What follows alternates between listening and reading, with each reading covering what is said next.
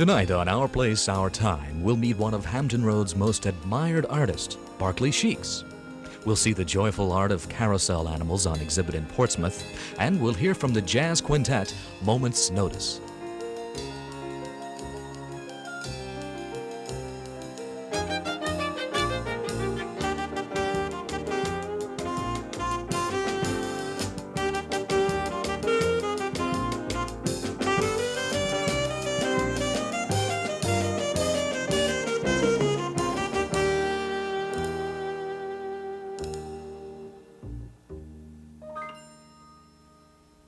And here's your host, Vianne Webb.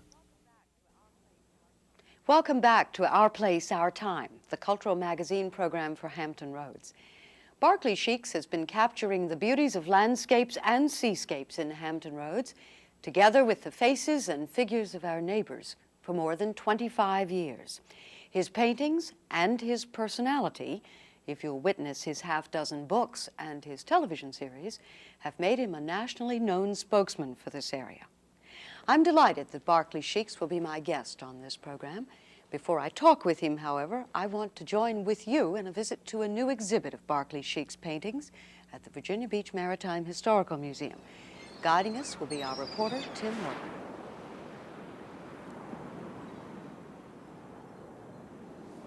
I wonder, Vianne, if the grizzled old Coast Guardsmen who manned this life-saving station would have appreciated the paintings of Barclay Sheaks. I suspect they would have, for Sheaks' exhibit on the second floor of the 85-year-old station complements the ship models, the scrimshaw, and the nautical instruments that have a satisfactory and now permanent place here. This is a charming museum, this Virginia Beach Maritime Historical Museum. It preserves the only remaining life-saving station in Virginia, and one of a mere handful left on the Atlantic coast. This is a place that has memories of heroic stories. And Barclay Sheaks has cunningly brought to it 28 paintings with maritime or familiar themes of the Atlantic coast.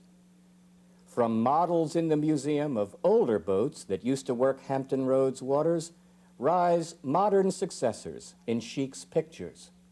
I thought we'd show you several of Sheaks' pictures, together with some of the maritime history on permanent display. And we'll talk with three people who know and have stories to tell about Barclay Sheaks.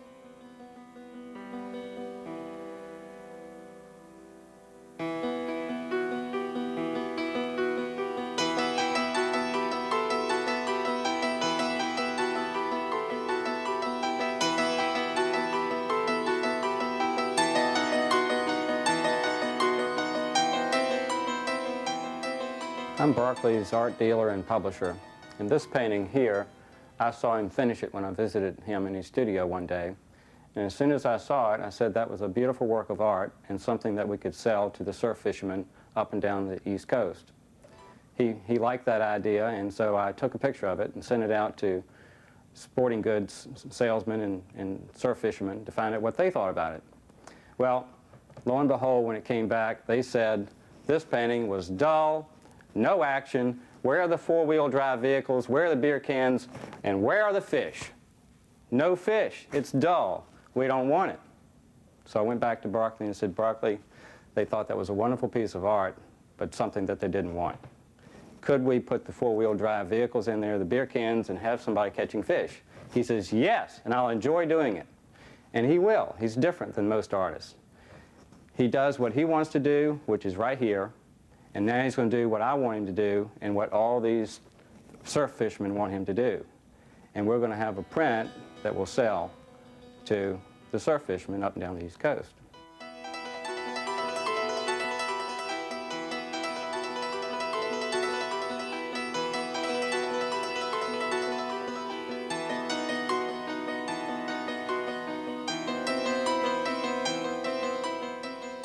I know Barclay in a number of ways. He's been a colleague, and I've taken art classes with him. I've gone blue fishing with him and turkey shooting, things like that. And one of his great Watchers paintings is hanging in my house of his wife Edna. She's become a close friend. A funny story Barclay told me. We were over at Pocosin one evening, and he had been telling us about the fact that the house had been broken into 3 times, I think, over a period of one winter. But all of the stuff that was taken, tape decks, electronic equipment, stuff like that, none of this bothered him. He doesn't worry about things like that. But he was so disturbed that none of his paintings had been taken.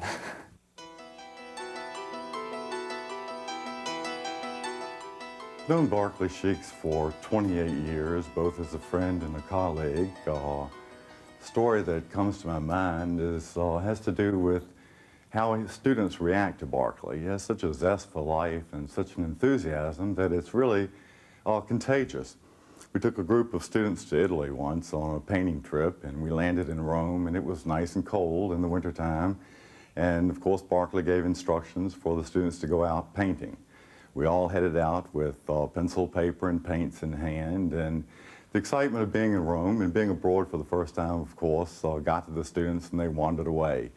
Later that night, when it was time for formal critique of work, the students scrambled around the pension where we were staying, pulled out of frames in the hotel rooms work that was obviously done by the owner's nephew, took it down for critique, and Barclay spent an hour critiquing all this questionable work that was hanging in the hotels, which for me proves that, you know, students and friends of Barclay's don't like to let him down. Less than a lifetime ago, this life-saving station was about the only structure you could see along this stretch of Virginia Beach. Now it stands, a sentinel to historic deeds, in between a crush of temporary bedrooms and fast food pumps. It honors memories and art.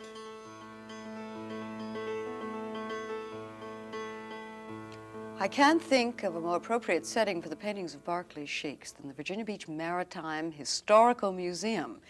We've seen his paintings and heard about him, and with me now is Barclay Sheaks. Barclay, I think everybody in Hampton Roads knows who you are, and many people in this nation. You are so renowned. You're no stranger to television or to Channel 15, for that matter. And over the years, I think I've only talked with you one time, which you probably don't remember, and there are a million questions to ask you. First of all, I'd like to know what kind of response you would like us to have as the viewing public to your paintings. Well, I think your own personal response. I think for me to tell you the response would be what perhaps if you did that, you'd get what you deserve. You should respond to it in your own way. I don't ever want to get what I deserve. None of us No, do. but I know that you did in one of your books, poetry pieces more like thoughts, meditations. Do you see the paintings that way when you work as meditative statements, as visual representations, philosophical, spiritual, all of the above? Yes, you know, thought so. all of those. What I get from a painting might not be what the viewer would get. I'm compelled to do certain paintings because you're just compelled to do it. And I think for me to say what the observer should get, I think really sometimes artists are like a spiritual medium.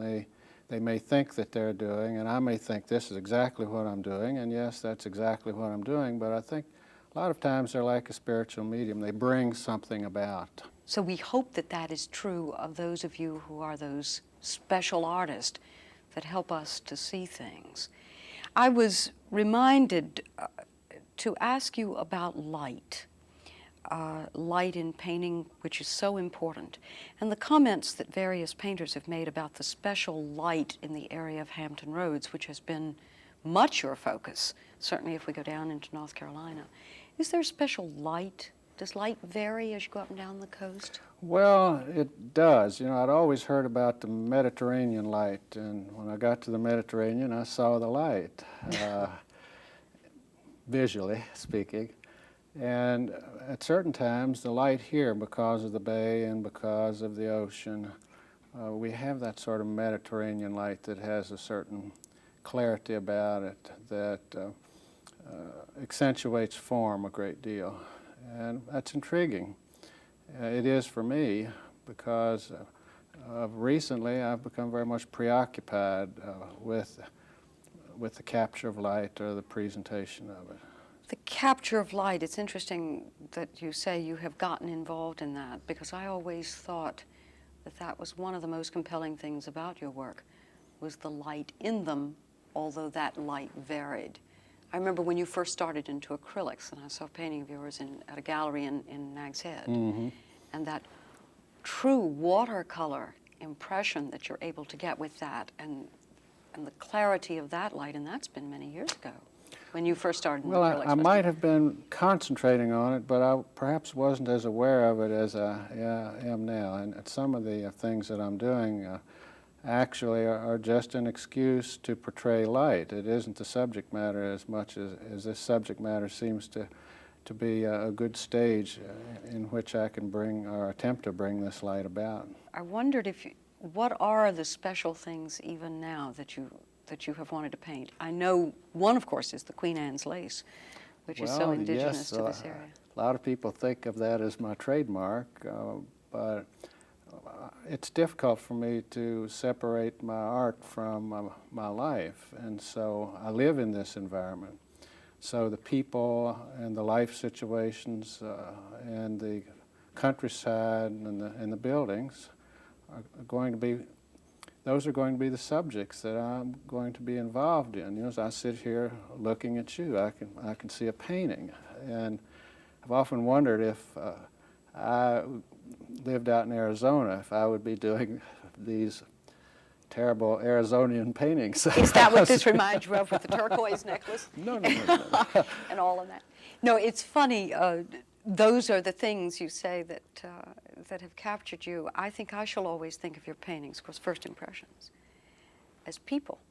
The woman's face and the hat and the looking off into the distance, and that will always say Barclay Sheaks to me. Well, a lot of my watchers were paintings of my wife, who has certainly been an important part of my life. Right. And for me, that's the way I work. I think every artist has to work in their own way, but for me, I cannot separate my life from my work. Well, before we go, you've got to comment on the new thing we'll be looking for, and that's the Kennedy Space Center Commission. I want to know how in the world you're going to do a painting of Mars, of the surface of Mars. Well, I did that. For a long time, I was the only one who knew what Mars looked like. And I've already done that painting, and it's quite large. It's, you know, well over 100 feet, and I did it with great big brushes and spray guns, and it was a commission that NASA gave to me, and I was delighted to do it. It was a grand experience, and the scientists gave me lots of information on what things were supposed to look like, and I did a number of things for the lunar landing testing. I did a number of panels and put minerals in them so they could test them to see if the lunar landing device could pick up the minerals. Actually, it was all staged right here at WHRO, and they never got to the moon. They just cut to my paintings. Amazing what television can do. Barclay Sheaks, time goes by too fast with you, and we have to move on to some other things, but thank you for all the beauty you've let us see and see more clearly. Well, and for talking with us on the program Thank today. you. Barclay's exhibit at the Virginia Beach Maritime Historical Museum is only one of many events taking place these days in Hampton Roads. We've chosen some other events we think you'd like to know about, and here are our choices.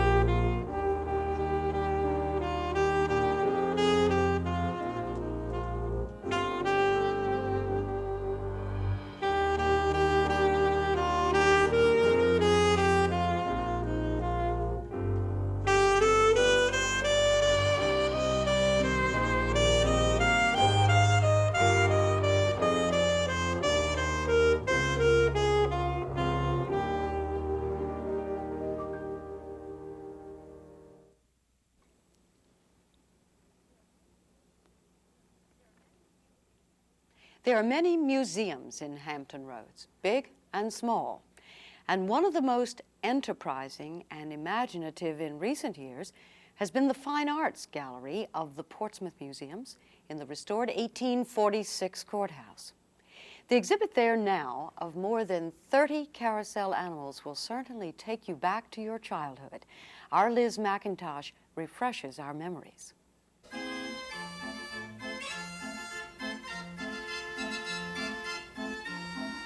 Remember what it was like as a child to ride a carousel?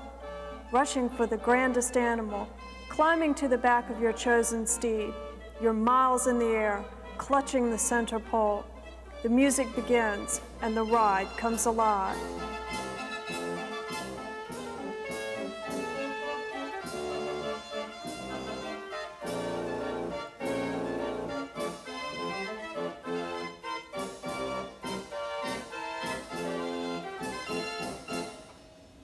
You can relive that feeling here in Portsmouth's 1846 Courthouse Museum at a special exhibition called Catch a Brass Ring, Carousel Art from the Charlotte Dinger Collection.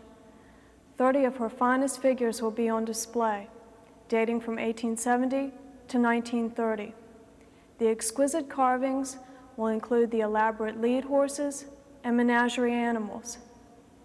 Interest in carousel figures as art has been spurred by the work of Charlotte Dinger, author of a comprehensive book on the history, restoration, and collection of carousel art. I've always loved the carousel, and as a child I visited a park called Olympic Park in Maplewood, New Jersey, and I loved the ride that was there. It was a wonderful, large carousel, one of the most elaborate ones ever carved. And my children were also riding that carousel for many years. Just recently, in the 80s, the early 80s, there's become a resurgence of interest in the operating carousel. For many years, the rides disintegrated. They were at the mercy of storms and fires, and many of them disappeared. But the public is now aware of the beauty of the carousel, and there is an interest all around the country in preserving this art form.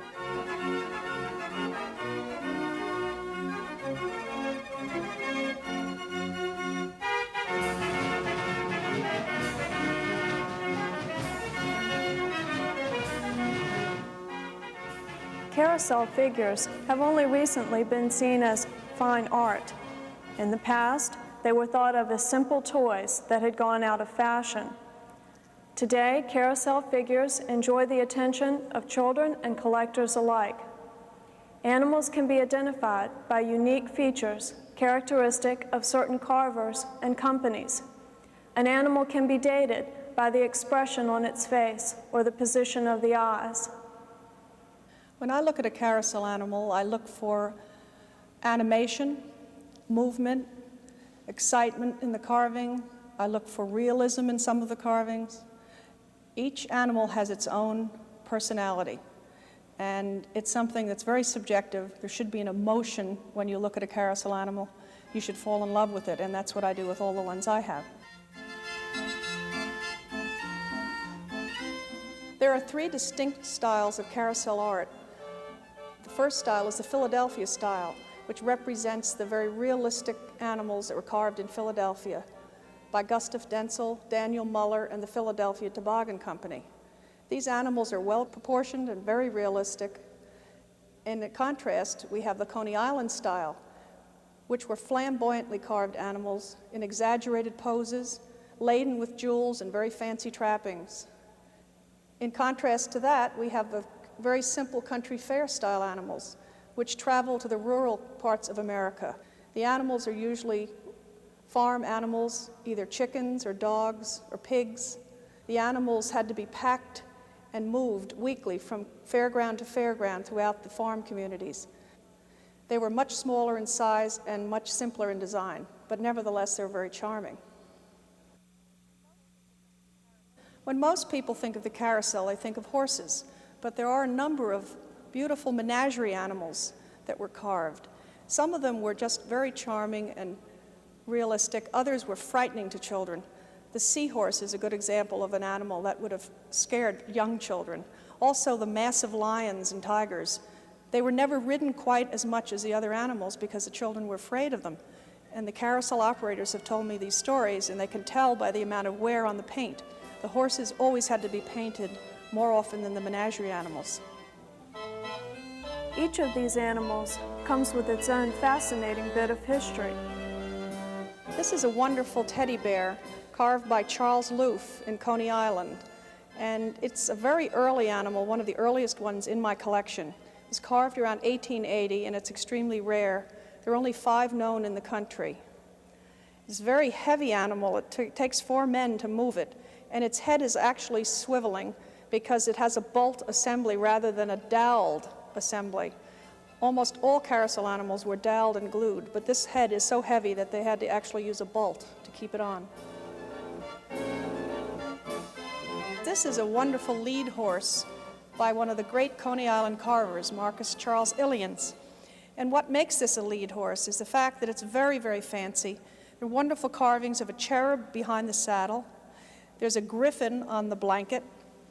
And the signature of the carver is on the front of the animal. Most carvers never sign their work, but Marcus Illians signed a few pieces that he considered his very finest. And it's signed M.C. Illians, C.I. for Coney Island. The animal also, of course, has many jewels, which is typical of the Coney Island style, and a very fancy trappings, as you can see. It's one of my favorite animals. Tim Close is the arts curator here at the Portsmouth Museums. We brought this exhibition to the Portsmouth Museums because we wanted a major exhibition that would both educate and entertain at the same time, one that would appeal to a wide audience. And I think Charlotte Dinger's collection of carousel animals does just that. Both young and old audiences enjoy the exhibition, and I think it's an exhibition that everybody should see. Many carousels have been lost to fires, storms, and neglect. But exhibitions like the Dinger collection have focused public attention on a priceless and disappearing American art form.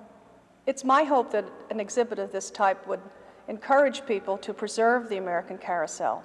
There are only 80 carousels of this type with these grand horses and animals on board left in the United States. The American carousel was the finest of all carousels. They're much more beautiful than the ones that were produced in Europe, and it's an art form that should be preserved. Catch a Brass Ring is presented in cooperation with the Museum of American Folk Art. The exhibit will be here in the 1846 Courthouse Gallery through the end of this month.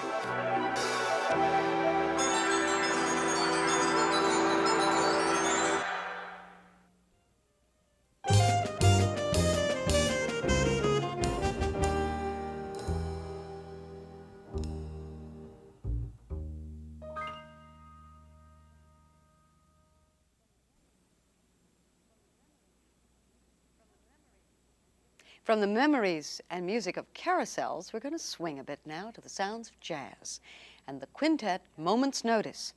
Jazz fans will recognize that the name of the quintet comes from a fine old John Coltrane number. Should you want to hear Moment's Notice performing one of these nights, just visit the Judge's Chambers Restaurant and Lounge in downtown Norfolk.